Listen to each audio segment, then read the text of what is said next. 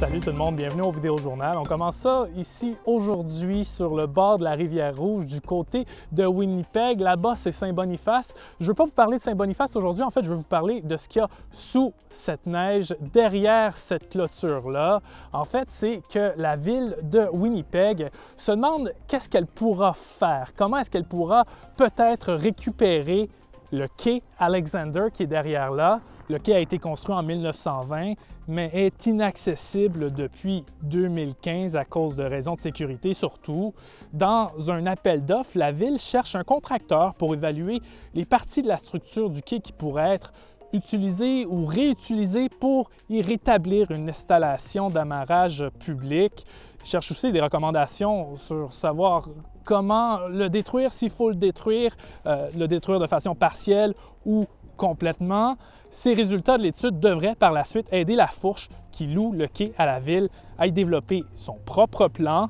Je l'ai mentionné, le quai a été construit en 1920, il y a une composante historique, mais c'est aussi malheureusement un symbole tragique qui rappelle toutes les femmes et les filles autochtones disparues et assassinées, parce que c'est tout près d'ici qu'a été retrouvé en 2014 le corps de la jeune Tina Fontaine. Plusieurs rapports ont d'ailleurs déjà recommandé de garder cet endroit public, mais aussi d'y installer un monument ou quelque chose en honneur de Tina Fontaine et des autres femmes et filles autochtones disparues.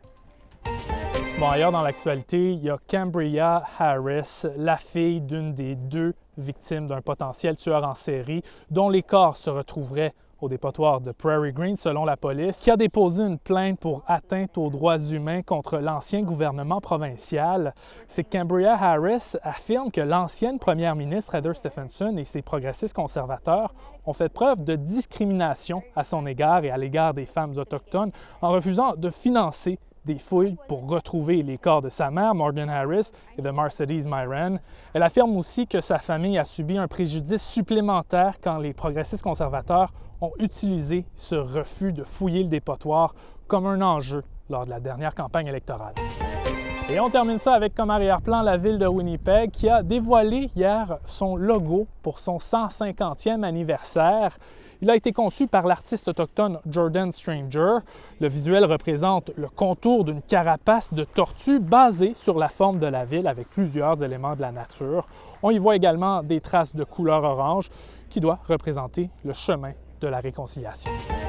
Alors voilà, c'est ce qui conclut le Vidéo Journal. Je vous souhaite une merveilleuse journée. On se revoit demain pour un autre Vidéo Journal. Au revoir.